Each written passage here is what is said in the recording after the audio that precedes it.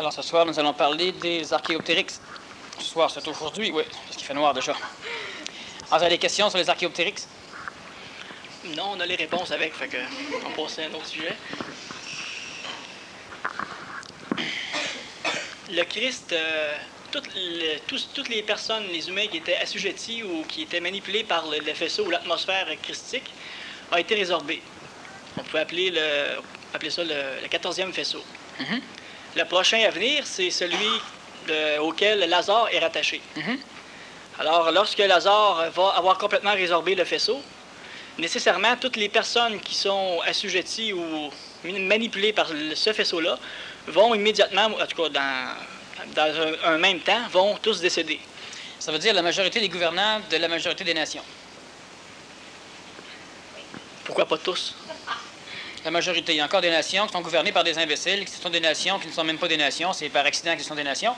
Mais la majorité des gouvernants solides de la majorité des nations font partie du faisceau lazaréen. À part Lazare, est-ce qu'il y en a d'autres qui sont au courant de ce qui se passe concernant le faisceau? Oui. Qui sont assujettis au même faisceau? Qui sont assujettis au même faisceau, la minorité. Quelques-uns sont au courant, mais la grande majorité ne sont pas suffisamment au courant. Ils ont des idées, ils font partie de la franc-maçonnerie, de l'ordre rosicrucien, ils font partie de certaines sociétés secrètes, et ils font partie d'écoles ésotériques. Ils sont du moins au courant, ils ont des bibliothèques, évidemment ce sont des aristocrates, parce que seule l'aristocratie dirige l'évolution d'une planète. Et ces personnages devront s'estomper prochainement, et devront nécessairement être remplacés par des remplaçants. Non, mais ces remplaçants sont-ils prêts à remplacer? Ou ça va être... Non, ils ne sont pas prêts à remplacer. Ils seront prêts quand ce sera le temps qu'ils remplacent. Ça ne sert absolument à rien de préparer un être humain pour lui dire maintenant que tu es totalement prêt. Bien, attends 15 ans, puis joue aux cartes. Alors, parce que l'humain n'est pas assez intelligent pour comprendre cela. Donc, ce que l'on fait, c'est que l'on prépare graduellement et progressivement l'humain, de façon à ce que l'humain soit prêt au bon moment. C'est évident que si un être humain serait suffisamment intelligent pour comprendre ce que c'est que la patience, et c'est un phénomène extrêmement difficile à comprendre pour la majorité d'entre ceux qui évoluent, à être patient, parce que la majorité des humains que je connais et des êtres humains ou ceux qui sont en naissance se plaignent souvent juste parce qu'ils sont impatients. Alors, leur impatience fait qu'ils disent « je ne comprends pas pourquoi cela m'arrive ». Leur impatience leur fait dire « je ne comprends pas pourquoi ça n'aboutit pas ». Ils n'ont pas encore suffisamment d'intelligence pour pouvoir supporter le temps, donc pour pouvoir devenir patient. Et comme j'ai déjà expliqué dans une conférence ou dans un PMC+, l'être humain qui devient patient est un être humain qui sera retiré de l'évolution-involution temporairement de cette planète, c'est-à-dire qu'il sera placé dans une condition extrêmement confortable, où il n'aura rien d'autre à faire que d'attendre, mais cette attente pourra se faire dans son château, sur le bord de l'océan ou d'une plage magistrale, ou en voyageant un peu à travers le contexte planétaire, simplement pour passer le temps en attendant. Celui qui comprend l'intelligence de la patience, nécessairement devient désassujetti des limitations matérielles, il devient ce que l'humain appelle riche. Mais il devient encore mieux, il devient ce que moi j'appelle un aristocrate planétaire, c'est-à-dire qu'il devient riche en temps et en argent. Mais celui qui n'est pas capable de supporter la patience, donc le temps, celui qui est impatient, on ne peut pas le finir, l'achever, l'accomplir, le parfaire immédiatement, parce qu'une fois parfait, son ego, si l'ego n'a pas été programmé à supporter le temps, va nécessairement vouloir commencer le travail, alors que ce n'est pas le temps de commencer le travail. Donc, si c'est dans 2 ans que tu dois commencer à faire une chose, d'ici à dans 2 ans, on va étirer ton initiation pendant ces 2 années, de façon à ce que lorsque tu vas dire « je suis prêt », que ce soit le temps que tu agisses. Si tu serais capable de supporter le temps, eh bien, on pourrait finaliser cela dans les 2 mois qui viennent, et par la suite, tu aurais presque 2 ans à rien faire. Mais tu ferais rien confortablement. Est-ce que les remplaçants des dirigeants sont liés au même faisceau? Non, les remplaçants des dirigeants sont liés à différents faisceaux parce que la prochaine perturbation, mutation, le prochain renversement au niveau de la gestion de la planète va se faire sur le contexte énergétique, dans un contexte supramental, où les êtres humains sont appelés à entrer en contact avec leurs propres esprits. C'est-à-dire que dans l'Antiquité, il y a eu plusieurs faisceaux aussi. À l'époque du Nazaréen, il y avait plusieurs humains reliés à leur faisceau qui avaient une certaine forme de conscience, Lazare étant le plus avancé à travers le lot. à part évidemment le faisceau nazaréen. Aujourd'hui, l'être humain a une biologie lui permettant d'être en contact plus conscient avec son esprit, donc avec son intelligence, et c'est un rassemblement majeur d'humains exprimant tous les faisceaux qui devront prendre le contrôle du système planétaire. C'est ce que, ésotériquement, on appelle le grand monarque, et non pas simplement un monarque local, un pape, un dieu. Puis quand la résorption va se faire, ça va être tous les faisceaux en même temps. Non, il y a des faisceaux qui vont être prédominants, étant donné qu'il y a des faisceaux qui sont beaucoup plus réchauffés, qui sont reliés à des corps physiques beaucoup plus instruits, beaucoup plus formés. Mais même si la résorption des faisceaux ne sera pas homogène, c'est-à-dire qu'elle ne se fera pas homogène dans le temps, donc en même temps, ça n'empêche pas que tous les faisceaux auront accès à une forme d'aristocratie.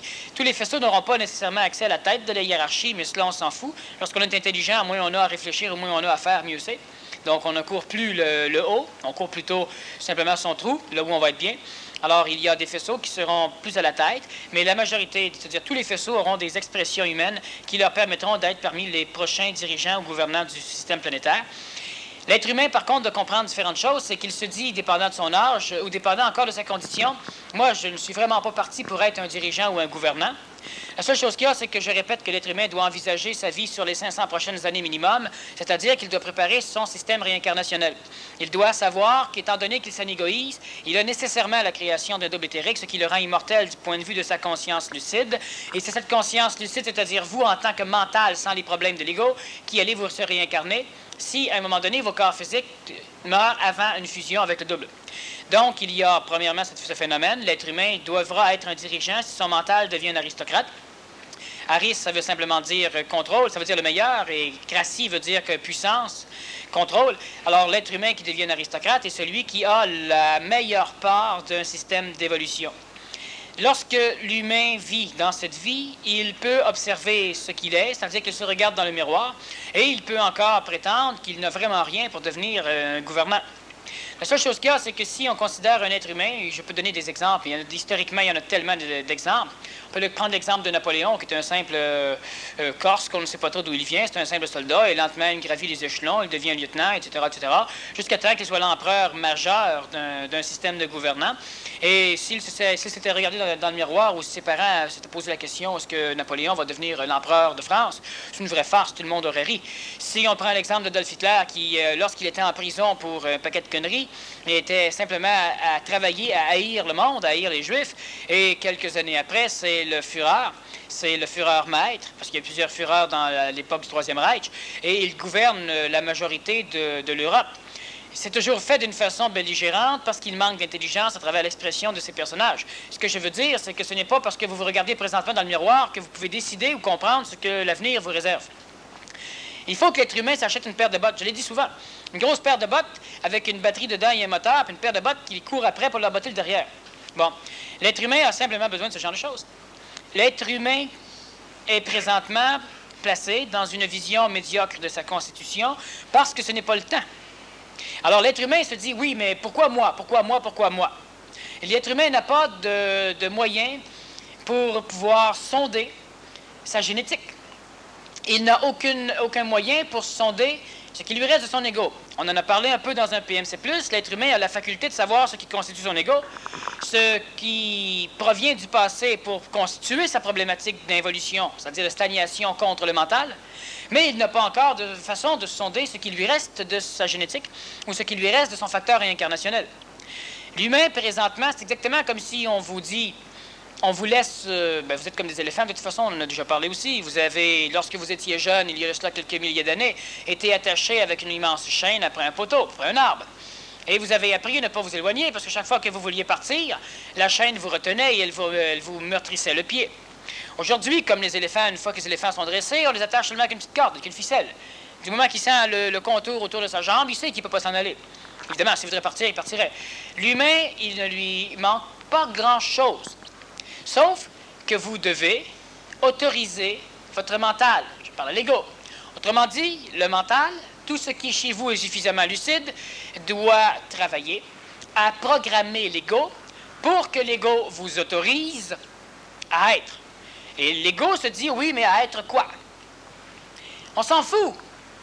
Il y a énormément de choses que vous savez. Il y a énormément d'informations et d'énergie que vous avez. Mais l'être humain souffre de fausse modestie. Il se croit un être humain. Il se croit un cancre, un humain, un animal. Il ce qu'ont un petit. On doit programmer son ego pour que l'ego vous autorise à. Tout à l'heure, tu as parlé qu'il y avait des faisceaux majeurs qui formaient le Grand Monarque.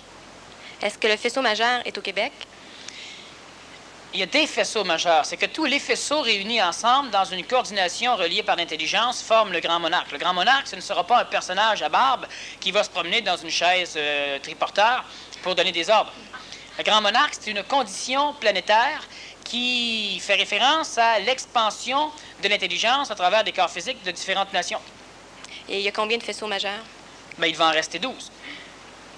Et est-ce qu'on sait, à la tête de chacun de ces faisceaux, il y a un petit monarque? Un avatar.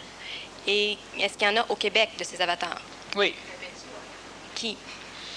Qui, ça n'a pas d'importance. Pourquoi? Parce qu'il y a trop d'égos qui pourraient s'accaparer de l'information pour se faire leurrer. De toute façon, on doit comprendre une chose, c'est qu'il y a des individus qui mécaniquement seront placés dans des structures de gestion, de coordination, alors qu'il y a d'autres individus qui seront placés dans des mécaniques d'accomplissement. Il n'y a pas de différence du point de vue de l'utilité cosmique dans un système d'évolution entre celui qui engendre et celui qui accomplit. Pour la simple raison que les deux sont importants. Celui qui cueille le blé est-il plus important que celui qui plante le blé? Non. Celui qui gère la gestion des moissonneuses-batteuses n'est pas plus important que celui qui conduit la moissonneuse-batteuse. Alors, l'ego recherche continuellement une espèce d'autorité, une autorité émotive, une autorité qui pourrait lui dire « Ah, c'est lui qu'on doit adorer, c'est lui qu'on doit respecter, c'est lui que, bon... » Il n'y a pas d'autorité émotive qui peut s'instaurer dans un plan d'intelligence. Il y a une autorité du point de vue de la fonction. Et de ce point de vue, il devient absolument inutile, parce qu'inutilisable en tant qu'information, de connaître les personnalités ou le nom des individus avant que cela soit mécaniquement nécessaire. Ceux qui engendrent, ce sont ceux qui savent. Ceux qui engendrent sont ceux qui savent. Et ceux qui accomplissent, ce sont ceux qui ne savent pas. Ce sont ceux qui sont susceptibles de savoir et ce sont ceux qui savent à partir de celui qui a engendré. Donc, celui qui engendre est quand même hiérarchiquement placé plus haut. Non, pour l'ego, oui. Mais dans la réalité cosmique, non. Mais dans la réalité planétaire, c'est lui qui va avoir les meilleurs traitements. Non plus. Il n'y a aucune différence au niveau de... Aucune différence. Puis est-ce que planétairement, il y en a une partie qui est plus nord planétaire, l'autre partie qui est où? Ça n'a pas d'importance. C'est nord planétaire, c'est le nord de la planète qui va diriger le système planétaire au complet. Et si on parle de différence entre un peu plus haut, un peu plus bas, disons qu'à un moment donné, un personnage aura son Boeing privé, alors que d'autres personnages que tu pourrais considérer comme étant plus petits auront simplement leur Lockheed privé. Sauf qu'il y en a un qui régulièrement se promène avec un conseil d'administration qui est rempli un Boeing, alors que l'autre a un conseil d'administration de 8, 9, 10, 12 personnes. Mais est-ce qu'on peut dire que l'un des deux est plus confortable que l'autre? Puis à ce niveau-là, non, c'est la même chose. Donc, il n'y a pas de problème. Avoir une limousine à 2 places ou une limousine à 25 places, ça dépend de la quantité de gens que tu veux promener. Mais rendu à ce niveau-là, il n'y a pas plus confortable ou moins confortable, c'est la même chose. Et est-ce qu'ils vont entrer en fonction bientôt? Oui, bientôt, oui. Est-ce qu'ils sont déjà entrés en fonction? Ah, ben là, ils sont déjà en fonction. Ils sont en fonction mécanique, inconsciente, occulte depuis plusieurs années. Pourquoi? Parce qu'ils ont comme premier travail de pilonner le monde de la mort, de néotyper le monde de la mort, et nécessairement, ils sont aussi un peu en repos, c'est-à-dire qu'ils doivent travailler sur l'intelligentiation de l'animal humain. C'est-à-dire, ils doivent muter leur génétique, ils doivent muter leur ego, ils doivent aussi parfaire leur anégoïsation, ils doivent solidifier le contact d'aube éthérique, intelligence prémentale, ajusteur de pensée et âme pure, père-esprit. Et pendant ce temps, il y a des individus qui préparent le terrain, des individus qui... Certains ont des grandes moustaches, d'autres n'en ont pas, et d'autres ont des soutanes, qui préparent simplement le terrain pour pouvoir mortifier le monde de la mort traditionnel, pour permettre de déstabiliser la tradition sans engendrer une stabilité de néotype. Pourquoi? Parce que si on déstabilise la tradition, donc les archétypes, on oblige l'humain à rechercher de néotypes. Si les néotypes amenés par ces individus ne sont pas stables, l'humain va rester dans une espèce de marasme, dans un conflit intérieur, qui va l'obliger à tendre vers des néotypes plus solides qui seront menés par l'intelligence. Cela va faciliter la transition. Mais en ce moment, est-ce qu'ils savent ce qu'ils font? Ils savent ce qu'ils font, mais ils ne savent pas ce que va donner ce qu'ils font. Est-ce qu'il y en a parmi ceux-là qui font partie du gouvernement mondial? Non. Est-ce que ça va venir? Est-ce qu'ils vont avoir besoin de faire partie du gouvernement mondial? Non plus, ils ne pourront pas. Parce que les précurseurs ne font jamais partie du curseur, c'est-à-dire que ce sont des gens qui commence quelque chose inconsciemment, mais ils ne peuvent pas faire partie de celui qui va amplifier le phénomène, donc celui qui va l'instaurer convenablement, pour la simple raison que la constitution de leur ego est orchestrée de façon à ce que l'humain ne sache pas trop et que l'humain se missionne. Il est facile de dire que, par exemple, nous sommes supérieurs à un tel, à un tel, à un tel, c'est-à-dire que plus nous avons de la conscience, plus la conscience va se développer chez vous, moins vous pourrez faire des travaux que la majorité des animaux humains peuvent faire. Je parle de travaux psychologiques. Pourquoi? Parce que, étant donné que l'être humain va comprendre l'assujettissement des autres, va comprendre les mécaniques d'évolution, va comprendre les problématiques planétaires, il ne sera pas capable de s'astreindre à une manipulation qui, pour lui, devient une phase d'évolution. Autrement dit, un être humain qui se conscientise ne peut pas, à un moment donné, ne pourra pas, psychologiquement, nerveusement, sentimentiquement, il ne pourra pas résister, il souffrira trop. Un être humain qui se conscientise et qui est rendu à un point de libération de l'attraction d'un maître, d'un prêtre, d'un Dieu, ne pourra pas partir une religion et se nommer prêtre ou se nommer fils de Dieu. Et il ne pourra pas jouer ce jeu parce que chaque fois qu'il verra les humains venir le prier, une seule impulsion va sortir à travers sa bouche, c'est « réveillez-vous, gang de cave ». Alors, pour qu'un humain puisse accomplir une transition entre l'archétype et les néotypes instables vers les néotypes stables reliés à l'intelligence, l'humain doit être omnibulé dans sa conscience, c'est-à-dire qu'on réveille l'humain sur certaines facettes de sa conscience, là où il a une tendance naturelle à se réveiller, et on bloque le reste. Alors l'humain finit par être convaincu qu'il a atteint le summum de l'expression de l'intelligence, qu'il a atteint le summum de la compréhension des mécaniques, et là, il est capable d'asservir une population à se réveiller à cette mécanique. Alors, si nous comprenons que l'extraterrestre est la finalité suprême du contexte planétaire, nécessairement, nous croyons, en tant qu'humains, à être au sommet de cette information et nous pouvons diriger les gens vers la mécanique extraterrestre. Si nous comprenons que l'extraterrestre n'est pas le summum et que l'extraterrestre est même une problématique dans l'évolution de l'humain, nous ne pouvons plus dire aux individus « agenouillez-vous devant les extraterrestres ». Nous devons dire à l'individu « les extraterrestres sont dangereux », mais là, l'individu reste mal pris de l'Église et de Dieu. Il se tourne vers l'extraterrestre, qui est aussi dangereux. Il se tourne vers les sommets, qui sont dangereux. Alors, il ne sait plus où se tourner.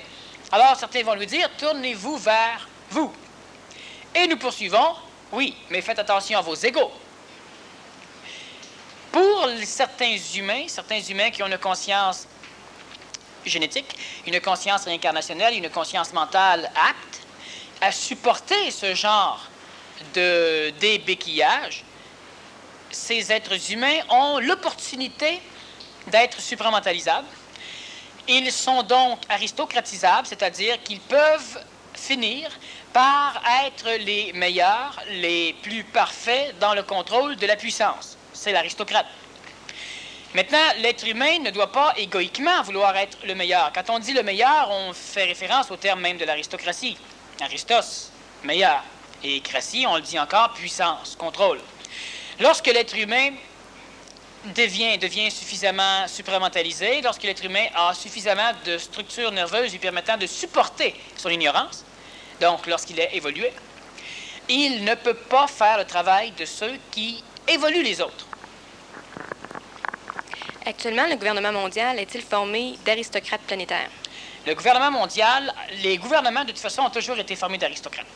Tous les gouvernements, que ce soit des gouvernements spirituels, des gouvernements temporels, que ce soit des gouvernements alliant les deux, les gouvernements ont toujours été formés par l'aristocratie, les meilleurs parmi ceux qui dirigeaient la puissance. Étant donné que l'être humain a toujours eu de l'ego, nécessairement cette puissance est devenue du pouvoir. Et c'est pourquoi on parle donc de pouvoir, prendre le pouvoir entre autres. Le gouvernement mondial qui va être instauré dans les années qui vont suivre est nécessairement un gouvernement d'aristocrates, à la nuance près que ce gouvernement est constitué d'êtres humains reliés à des faisceaux espritiques et reliés à des faisceaux qui ont la faculté, qui ont la possibilité de s'exprimer à travers le centre laryngé et le centre neuronique de l'humain. Donc, ce sont des humains qui ont une capacité d'être reliés de l'intelligence. Le grand monarque, c'est celui qui dirige tous les grands dirigeants dans le futur. Non. Non. Le grand monarque, c'est une condition planétaire d'évolution reliée à l'intelligence. Est-ce que c'est une mécanique? Le grand monarque, c'est une mécanique. Le grand monarque n'est pas un individu. Donc, qui dirige la mécanique du grand monarque? Ce sont des forces intentionnelles qui proviennent des frontières de la création, extra-création. Ce sont des forces qui... Bon, là, on a déjà dit que l'ajusteur de pensée était la copie la plus conforme d'une mécanique intentionnelle, au-delà du plan bouddhique. Le grand monarque, étant donné que l'intelligence prémentale à l'intérieur de l'humain va s'opérer par la centralisation de l'intelligence dans un ajusteur de pensée, l'expression sera de plus en plus copiée sur l'intentionnalité. L'être humain aura, pour l'animal humain, un être humain fusionné est un être humain totalement libre qui a un libre arbitre et qui est capable d'exprimer de l'intention réelle. Dans le phénomène cosmique, ce n'est pas tout à fait juste, mais c'est à 80% juste. Alors, le grand monarque n'est assujetti à aucune mécanique par le haut, mais il accomplit une mécanique par le bas.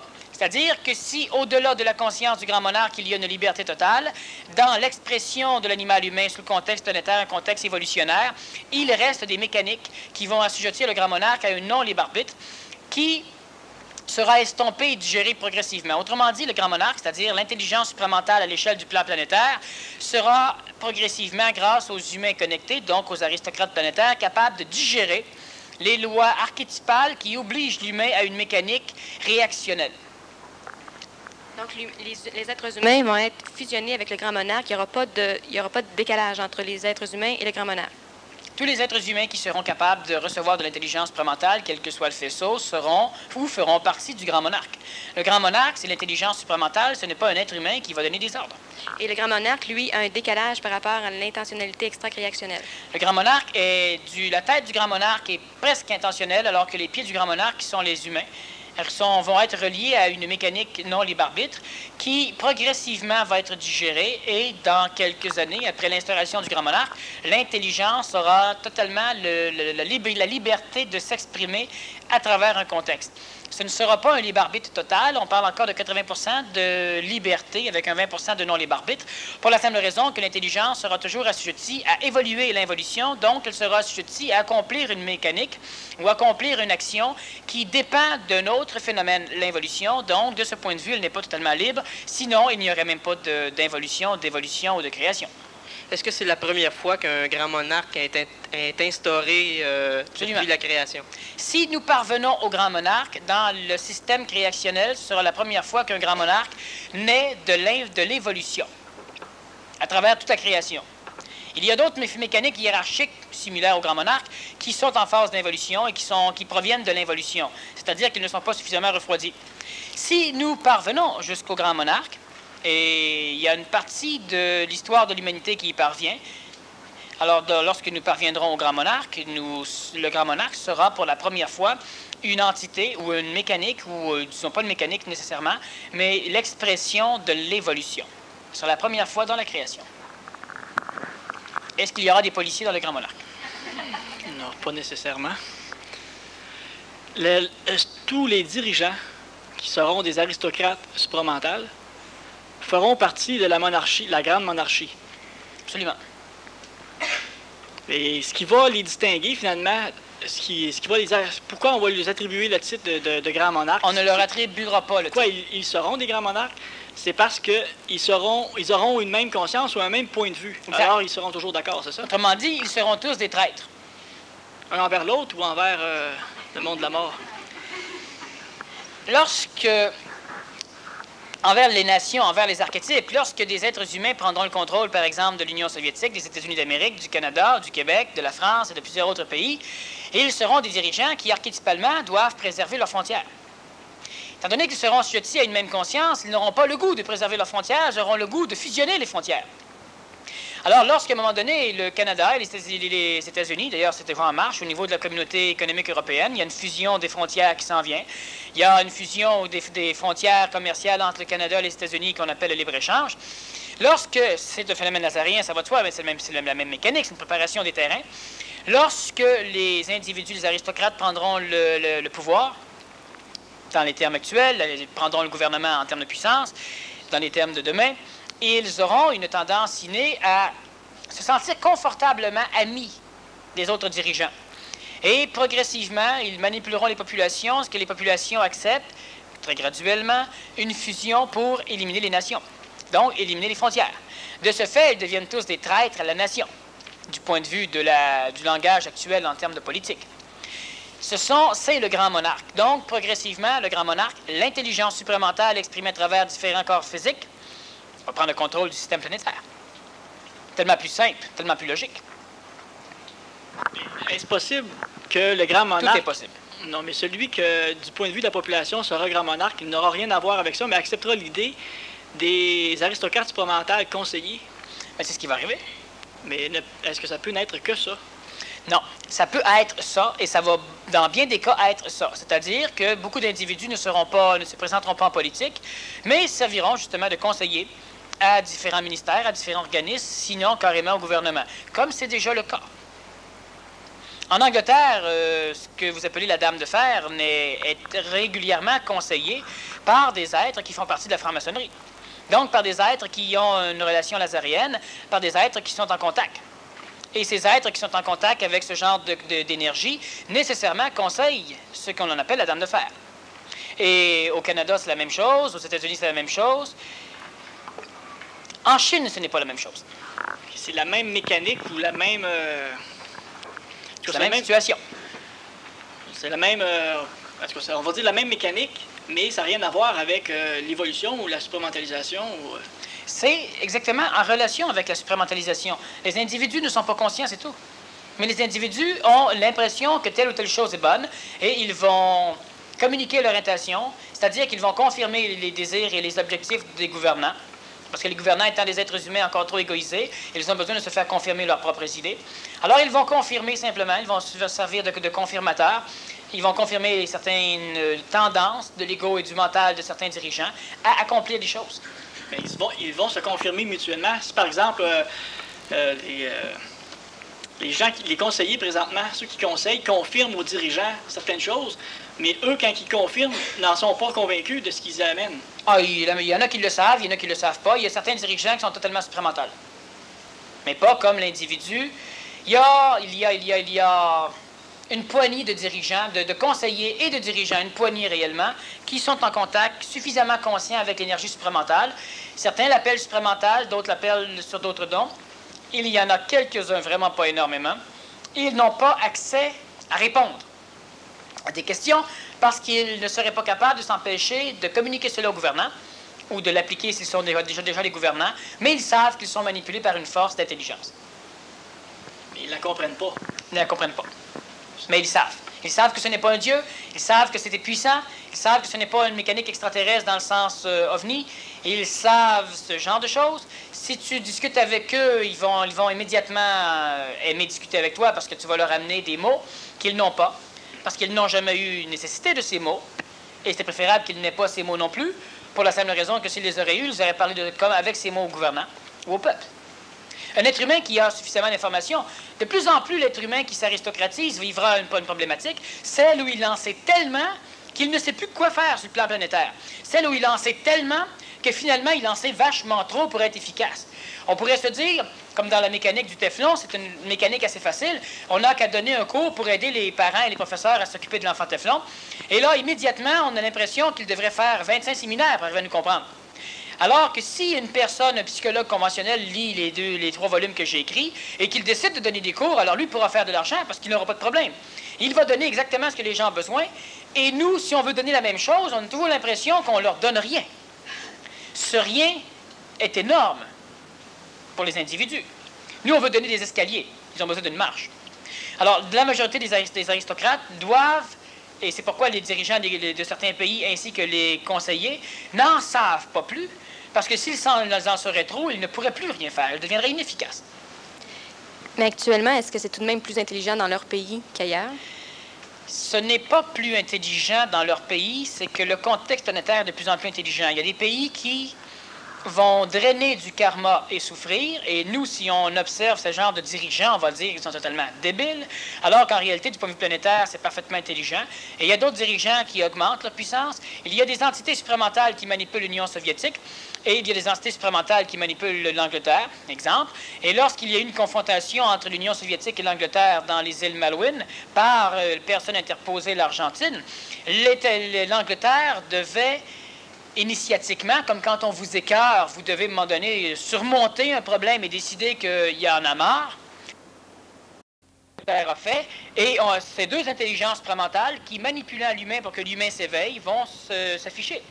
Étant donné que la génétique britannique n'est pas l'aristocratie britannique, elle est correcte. La majorité de la population britannique n'a pas été suffisamment mélangée à l'aristocratie. Lorsqu'une intelligence défait les archétypes dans la mécanique britannique, cela engendre des néotypes totalement disparates. Et c'est pourquoi, en Angleterre, on a l'apparition de la majorité des mouvements involutionnaires. C'est-à-dire qu'on aura l'apparition des punks, on aura l'apparition des têtes de peau, on aura l'apparition de la violence, on aura l'apparition de supporters de soccer ou de football qui sont capables de s'entretuer, de tuer plein de monde pour pouvoir simplement aller dire aux autres qu'ils les haïssent. On a énormément de problèmes sociaux en Angleterre uniquement parce que l'intelligence est en train de former une aristocratie là-bas, est en train de déformer l'aristocratie archétypale de l'humain égoïque pour la retransformer dans une aristocratie intelligente. Aux États-Unis, ça va copier, quoi qu'on a encore aussi des choses neuves qui apparaissent là. Mais les Américains, étant déjà des assujettis de la problématique britannique par l'intermédiaire de Lazare, de Thomas Paine, de plusieurs autres personnages, ils ont, par le mélange sanguin à travers différents peuples, solidifié leur génétique, ce qui leur permet d'avoir un contact supplémentaire avec beaucoup moins de problèmes sociaux. Le Québec, comme le Canada est américain, le Québec lui-même est un peuple qui a vécu suffisamment de problématiques, suffisamment de... On a envoyé des criminels, on a envoyé la majorité des marginaux ici au Québec, du point de vue du contexte français, pour coloniser. Le Québec, comme l'Australie, était une espèce de prison nationale, et nécessairement les individus marginaux, ceux qui s'adaptaient mal dans des contextes archétypaux, vont engendrer des génétiques qui, ici, vont nous permettre d'avoir un contact supplémentaire avec encore moins de problèmes sociaux. Il est évident que les humains anciens vont lentement avoir tendance à copier les problèmes américains. Et là-bas, en Amérique, on a aussi tendance à copier les problèmes britanniques. Mais c'est simplement une copie, on parle de l'humain ancien, mais du point de vue de ce qui germe dans ces nations, l'Angleterre, c'est la première. L'Europe, on l'oublie, l'Europe française et ces coins-là, ça, il n'y a pas... Le problème, c'est qu'il y a des Européens là. Actuellement, les pays sont manipulés par des entités supramentales. Et quand vont-ils être manipulés par des entités supramentales bouddhiques? Ah, pas tout de suite, pas tout de suite. Il faut premièrement qu'une purge se fasse. Une entité supramentale bouddhique ne tolérera jamais une apocalypse planétaire. C'est ce qui est la problématique, c'est que une entité supramentale reliée à de l'amour, donc une entité qui est capable d'amour intelligent ou qui a une intelligence qui a du cœur, souffrira d'engendrer une apocalypse. Alors, n'engendrera pas d'apocalypse. N'engendrant pas d'apocalypse, c'est comme s'il interdirait une opération salvatrice du règne humain. Alors, une intelligence qui a du cœur, qui deviendra un grand monarque trop rapidement, obligerait l'humain à souffrir encore quelques milliers d'années parce qu'il ne pourrait pas supporter de voir l'humain souffrir intensément pendant quelques années. Alors que l'intelligence supramentale, sans phénomène bouddhique, elle applique une mécanique et ne peut souffrir d'appliquer une mécanique, ce qui fait que si une mécanique devient intelligente, donc écologique du point de vue de sa gestion, elle l'applique. Lazare étant le phénomène mental du contexte planétaire, surtout relié à un plan supramental, il n'a pas de problème majeur à engendrer une guerre mondiale et par la suite à la dissoudre. Alors que le Christ, donc un phénomène bouddhique supramental, le Nazaréen, n'aurait jamais pu faire cela. Mais ça a l'air de dire qu'une entité supramentale uniquement est plus efficace qu'une entité supramentale bouddhique. Dans un contexte involué, oui. Pourquoi? Parce qu'elle a plus de facilité à gérer un contexte planétaire plus bas que la mécanique bouddhique qui, elle, n'a pas encore suffisamment de vibrations pour pouvoir intelligencer l'évolution explorative d'un contexte refroidi. Le phénomène bouddhique est un phénomène qui ne veut pas de création. Le plan supramental est un phénomène qui s'en fout, et le plan mental en descendant est un phénomène qui veut conserver la création. Actuellement, est-ce qu'il y a des parties de l'univers, de la planète, qui sont bouddhiques, qui ont une émergence bouddhique? Il y a des êtres humains qui ont un contact avec le plan bouddhique et qui s'arrangent pour l'atténuer de façon à ne pas trop perturber l'évolution rapide de certains humains. Si moi je me connecte au plan bouddhique, il y a énormément d'humains qui, au lieu de manger une claque en plein visage, un petit coup de pied au cul, vont recevoir un peu plus de fleurs et vont évoluer plus astralement, paisiblement vers le contact supramental. Mais dans cette vie-ci, ils ne doivent pas escompter être fusionnés. Si je me déconnecte de ce plan bouddhique lorsque c'est nécessaire, alors je peux maintenant, sans souffrance, donner un bon coup de pied au cul à un individu, alors que celui-ci ne comprendra peut-être pas ce que je fais, mais il a plus de possibilités dans cette vie-ci ou dans sa prochaine vie de parvenir à une fusion. Cela semble plus inécologique du point de vue de la vision de l'animal humain, de la vision de l'âme, de l'astral et de l'ego. Mais c'est drôlement plus écologique du point de vue de l'intelligence. Le grand monarque, lui, est connecté à quoi? C'est de l'intelligence supramentale, donc c'est de l'énergie. C'est de l'énergie créationnelle qui, dans un contexte planétaire, fait référence à de l'intelligence supramentale. Puis, est-ce que son instauration à l'échelle planétaire est son accomplissement? Quel est autrement dit, l'accomplissement du grand monarque, c'est quoi? L'accomplissement du grand monarque, c'est la création de sociétés intelligentes. C'est la création de forces qui, premièrement, c'est l'accomplissement, la finalisation de la montée de la femme dans une échelle d'aristocratie, de gouvernement et d'expression de mécanique intelligente. Première chose, lorsque l'être humain voudra reconnaître, savoir si le grand monarque a réellement commencé son instauration, il y aura premièrement libération de l'enfant. Début d'instauration d'une mécanique monarcale d'envergure. Il y aura par la suite l'estompement total au niveau social, au niveau de la puissance, de ce que l'humain appelle le pouvoir. Il y aura disparition totale des barrières interdisant à la femme de parvenir à être dans l'expression de l'événement légal du mâle. Il y aura par la suite la dissolution progressive des archétypes permettant la gestion psychologique du racisme à travers les nations. Donc, l'être humain, lentement, perdra dans son astral, dans sa psychologie, la saveur émotive qui nourrit son racisme. Il ne pourra plus considérer le racisme en fonction du nom que l'on va attribuer à une nation et non plus en fonction d'une couleur cutanée. Lentement, donc toujours progressivement, le grand monarque, dans son instauration, va engendrer dans la conscience de l'humain la dissolution du racisme théologique. Il va lentement permettre la dissolution de vieux archétypes, il va permettre la fusion de différents égrégores théologiques, donc il y aura perte massive de la puissance des dirigeants des religions. En l'occurrence, les papautés vont perdre leur puissance.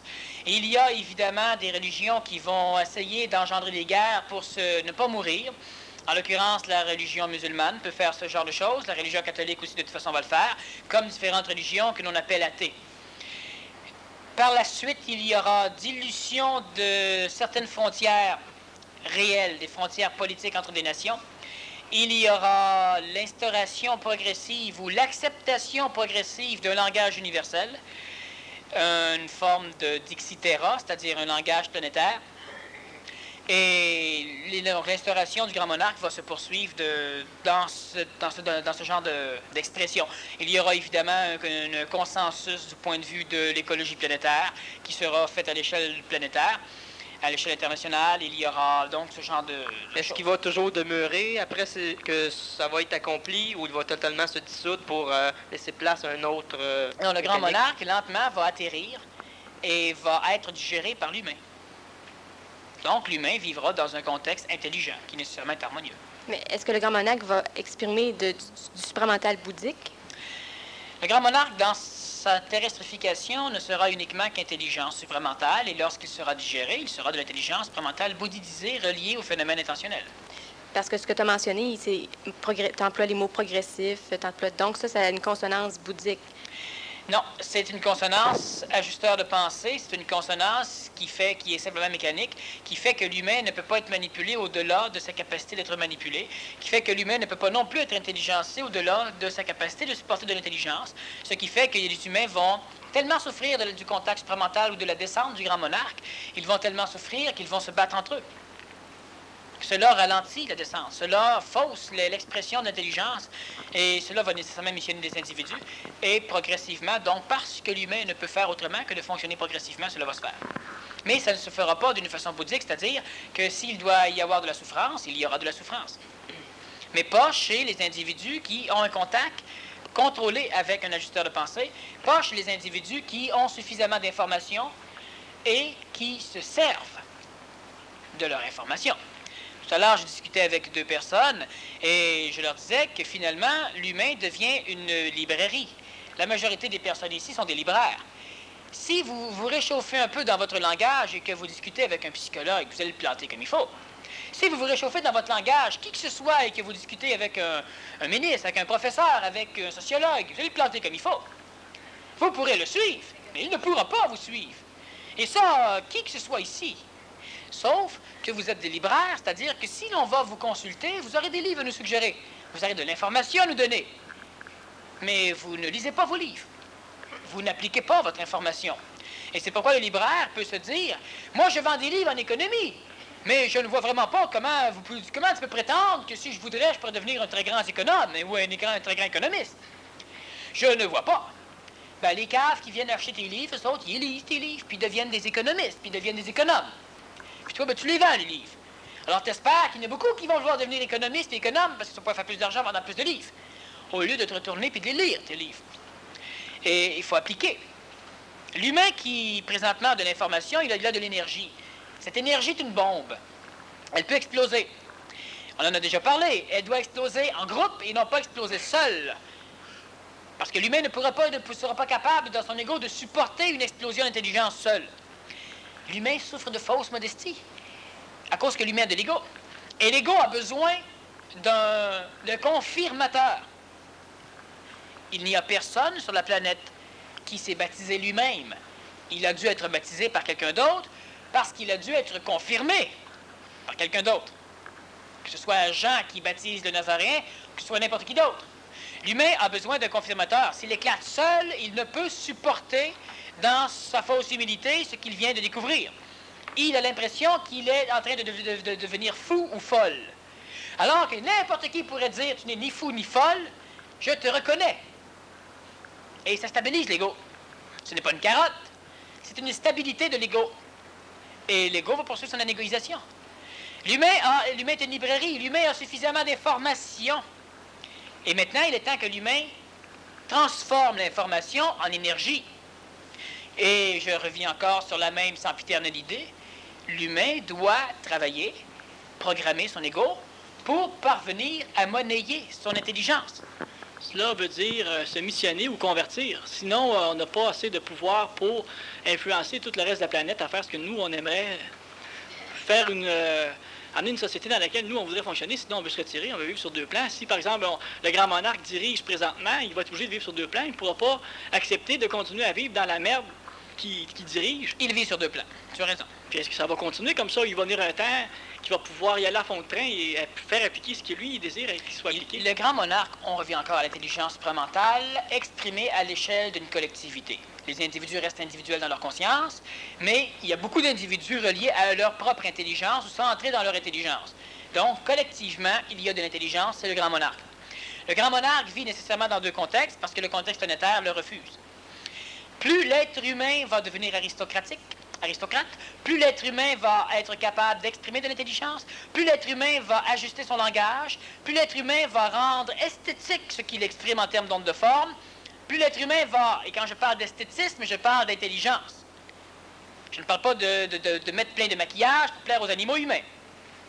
Je parle d'un esthétisme qui fait que dans cette onde de forme, tu es plus apte à exprimer de l'intelligence. C'est un vrai esthétisme. Lorsque dans l'esthétisme archétypal, la femme se colore, la femme se prend le visage pour un tableau de peinture, elle a plus de facilité à exprimer sa sensualité. L'esthétisme de l'aristocrate planétaire est un esthétisme qui permet à l'homme comme à la femme, dans une certaine forme d'habit, d'expression orale, d'exprimer plus facilement son intelligence. Mais l'onde de forme ne sert qu'à manipuler. C'est une forme de manipulation. L'onde de forme, ce n'est pas une manipulation. L'onde de forme, ça manipule, mais ce n'est pas uniquement manipulatif. Ça manipule parce que les individus autour sont manipulables par l'onde de forme. L'onde de forme, c'est comme un mot. Le mot est une onde de forme. Alors, si je dis patate, cela dit quelque chose. Si je dis pomme de terre, cela dit autre chose. Et si je dis chevreuil, cela dit encore autre chose. C'est comme si tu dirais, on va employer n'importe quel mot pour pouvoir désigner d'autres choses. Mais oui, les mots manipulent, et si nous voulons parler d'intelligence, nous allons employer des mots qui sont en affinité avec l'intelligence. Nous pourrions dire, lorsque Dieu contrôlera l'âme de l'homme sur la planète Terre et que les hautes sphères de la spiritualité seront instaurées, j'emploie des mots religieux, Mais ces mots ne désignent pas, non pas la même valeur. C'est-à-dire que ces mots, il leur manque quelque chose. Il leur manque une cravate. Alors, nous dirons, lorsque l'intelligence, il leur manque peut-être une boucle d'oreille, en diamant ou en or ou en argent. Alors, nous dirons, lorsque l'astral de l'humain sera totalement assujetti au mental de l'homme, et lorsque le mental de l'homme, de la femme, de l'enfant sera centré dans son intelligence, il sera capable de néotyper les formes pour démolir les vieilles formes, les vieux contextes, qui le rendent esclave d'une illusion où il croit que des hiérarchies émotives l'ont engendré et le contrôlent, et nécessairement veulent le sauver de la merde dans laquelle, apparemment, l'humain lui-même s'est placé. Mais là, je viens de rendre plus esthétique l'onde de forme de la parole. Lorsque l'être humain vit dans une maison plus esthétique, plus assujetti à l'intelligence, l'humain a une plus grande facilité d'exprimer l'intelligence. Si l'humain veut finir par monnayer son intelligence, l'humain doit adopter une onde de forme intérieure, une attitude d'être solide. On parlait à un moment donné de chevalier, c'est similaire. Ce n'est pas comme le cavalier qui monte une monture. Le chevalier est celui qui se sert des instruments pour les appliquer en fonction de l'amélioration des conditions humaines. Et il y a, comme dans n'importe quelle forme d'évolution, des récupérations astrales, et à un moment donné, on a des chevaliers qui détruisent. Mais la chevalerie elle-même, le terme lui-même est toujours entouré de, pas nécessairement d'honneurs idiots, mais d'honneurs purs. Alors, si l'être humain est capable d'être un chevalier, et on ne prendra pas le mot chevalière, on prend le terme chevalier, qui n'est ni masculin ni féminin, qui est un terme unisexe, qui désigne une condition, une attitude dans l'intelligence de l'humain. Un être humain qui est capable d'être un chevalier est un être humain qui se servira de lui et qui se servira de tous les outils qui l'entourent dans le but de préserver les acquis et dans le but d'améliorer la condition de l'humain. Et c'est fait d'une façon qui peut être égoïste, c'est-à-dire que lui se sentira mieux et vivra mieux dans un contexte plus adéquat. Et c'est fait dans une condition aussi qui semble altruisme mais qui ne l'est pas nécessairement, parce qu'il veut donner à ses enfants ou aux enfants des autres, qu'il veut donner aux véhicules supportant les réincarnations, donc il veut donner à l'enfance un monde qui sera plus apte à laisser exprimer ce qui se réincarnera, ainsi que ce qui se fusionnera. Donc l'aristocrate planétaire est un être humain qui devra travailler en fonction de développer des ondes de forme qui sont assujetties à laisser libre cours à l'expression de l'intelligence supramentale, donc qui, graduellement, sans que l'être humain ait trop à travailler, va amener non seulement de l'intelligence, mais du temps et de la matière, de l'argent. C'est-à-dire que le raffinement de raffiner l'onde de forme, c'est ce qui peut permettre l'alliance entre la matière et puis l'intelligence ou l'esprit. Lorsque le raffinement de l'onde de forme est fait, exécuté par de l'intelligence. Autrement dit, lorsque tu te regardes dans le miroir, si tu es une femme, tu ne peux pas considérer que tu te trouves belle aujourd'hui en fonction inconsciemment du fait que tu crois que les hommes vont te trouver cute aujourd'hui. Parce que la sexualité de la femme est à peu près uniquement basée sur le maquillage et le vêtement. Lorsque la femme plaît, elle a sa jouissance. Ce n'est pas la même jouissance que l'ordre sexuel, mais c'est le même phénomène de jouissance que le mâle aura. Lorsqu'une femme passe à travers un paquet d'hommes et qu'aucun homme la regarde, la femme ne se plaît pas elle-même, c'est ce qu'elle va dire. La femme va vouloir aller s'arranger un peu pour se faire plaisir. Mais son plaisir, sa jouissance sexuelle, et lorsqu'elle va ressortir de sa cabine, eh bien là, il y a des hommes qui vont la regarder, et là, la femme a l'impression qu'elle se plaît. Le mâle, c'est la même chose. Si le mâle attire la femme, il a l'impression qu'il est correct. C'est une onde de forme, c'est une esthétisme, mais c'est l'esthétisme de l'animal humain. C'est l'esthétisme de la conscience astrale. Lorsque nous parlons d'aristocratie planétaire, d'aristocratie supramentale, nous parlons d'une onde de forme qui, lorsque tu te regardes, fait que tu te sens plus solide pour supporter la vie. Plus solide pour supporter les visions neuves.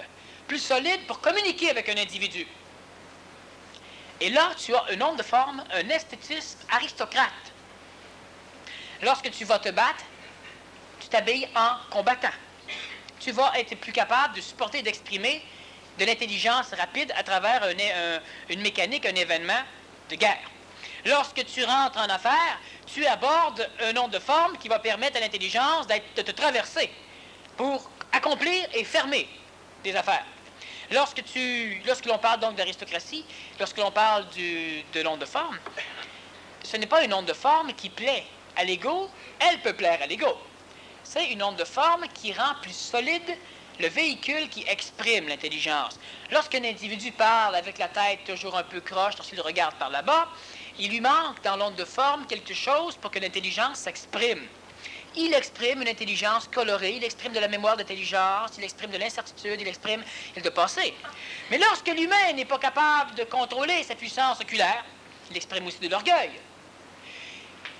L'onde de forme est importante et le monarque, c'est-à-dire que les êtres humains qui seront reliés au monarque, donc les aristocrates planétaires, nécessairement, on va en reparler beaucoup plus au niveau du PMC+, nécessairement sont les individus qui acceptent d'entrer les deux pieds et les deux mains, les fesses compris, dans un monde nouveau, celui du choix de l'homme nouveau, de la femme nouvelle, de l'enfant nouveau, celui qui fait qu'il va maintenant commencer à accomplir des choses.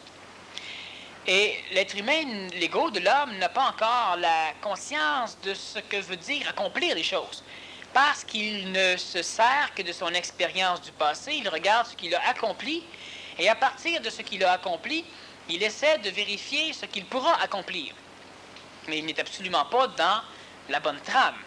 Ce n'est pas ce que vous avez fait qui va déterminer ce que vous ferez.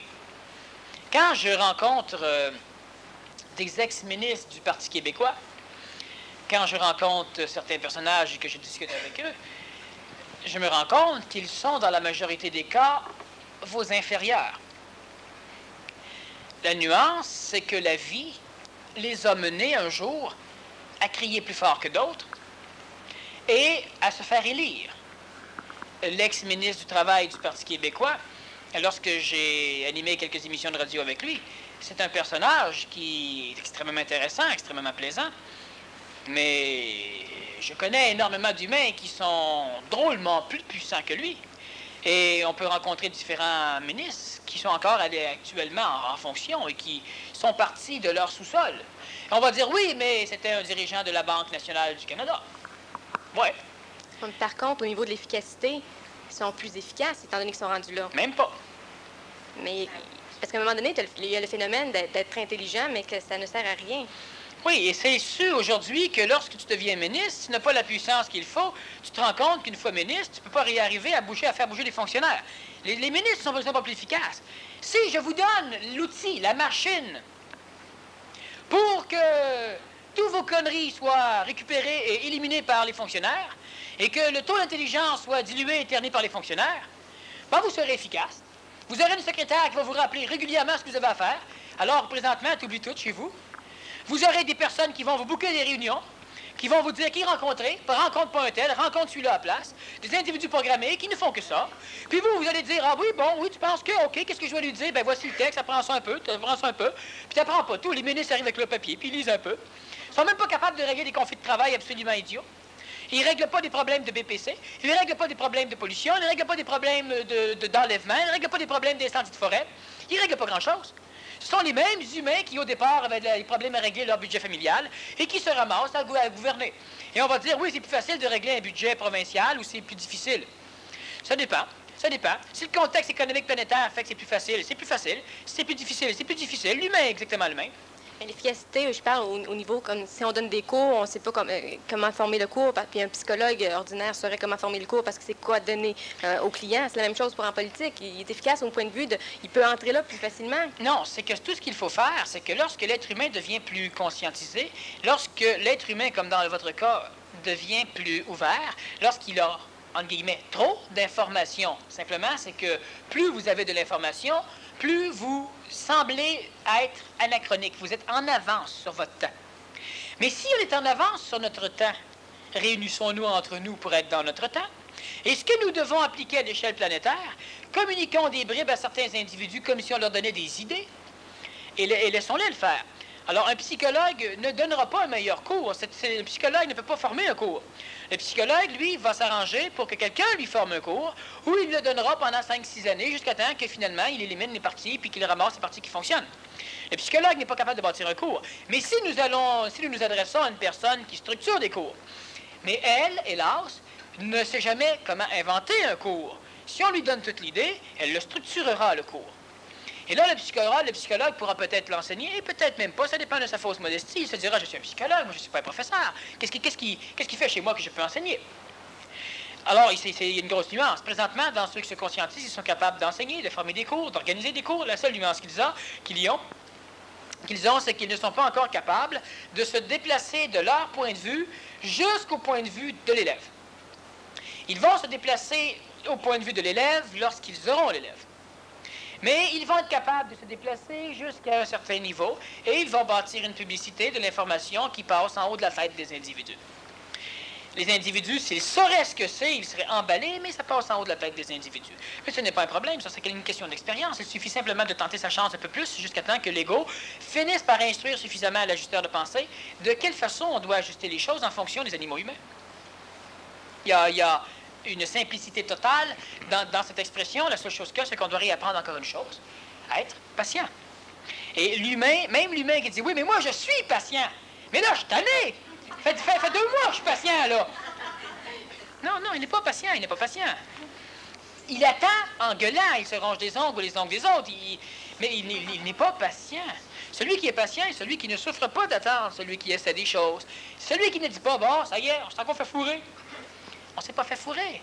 C'est qu'on n'est juste pas assez intelligent pour comprendre ce qu'il aurait fallu qu'il soit fait. Ou on a suffisamment d'informations, on est un libraire, puis on n'a pas été lire le bon livre. On a un livre qui dit comment parvenir au succès. Puis un autre livre qui dit comment conserver son succès. Conserver son succès, hein? Conserver son succès. Nous, on n'a pas de succès présentement parce qu'on s'observe puis on regarde ce qu'on aimerait avoir. Alors, on lit le livre comment avoir le succès. Puis là, on essaye des choses. Puis on perd tout ce qu'on a déjà comme acquis. On doit se servir et utiliser ce qu'on a comme information. Vous savez une chose? Si actuellement, on bloque totalement les PMC, on bloque totalement les conférences, on bloque totalement toutes les structures PMC+, ou camps en forêt, ou etc., on bloque tout ça. Et on décide de s'arrêter, de fouiller dans notre librairie et de commencer maintenant à mettre en œuvre ce qu'on a dans la librairie. Vous savez qu'on en aurait pour quelques années. Alors qu'au lieu de se servir de ce qu'on a, on continue à en mettre. On grossit la librairie. On peut faire 2 choses. On peut effectivement cesser d'en mettre et commencer à appliquer. Parce qu'il y a énormément de techniques que plusieurs individus connaissent, qu'ils ont appris, mais qu'ils n'appliquent pas, ou qu'ils appliquent un petit peu. Ces techniques sont formidablement géniales. La plus géniale, la technique Menfi. La deuxième, c'est l'isométrie cérébrale, l'ETM, élongation tendinomusculaire, entre autres. Je ne parlerai pas, évidemment, de techniques aussi géniales qui sont le contact avec l'ajusteur, le langage d'intelligence, le jeu de la vie 1, 2 et 3, que les humains n'appliquent pas suffisamment. Juste faire des phrases qui n'ont pas de sens, mais qui ont une suite, c'est extraordinairement mutatif chez l'humain. Et il ne faut pas pratiquer beaucoup, il faut y penser 1 fois par jour. Et ça te change un humain de A à Z. Malgré cela, on peut faire 2 choses. On peut continuer à aller chercher de l'énergie, à la condition qu'on soit capable de l'appliquer ou d'appliquer déjà un peu le passé. L'énergie qu'on va aller chercher devrait servir à dynamiser notre passé. Les nouveaux livres qui rentrent devraient nous servir à nous dynamiser à lire le reste des livres. Puis l'humain en masse de temps, parce que dans la librairie que vous avez, lire 3000 livres, ça peut se faire en 1 demi-heure. Alors, il manque des petites choses que l'humain doit faire. On va y revenir de toute façon, on va faire une petite pause et puis on continuera.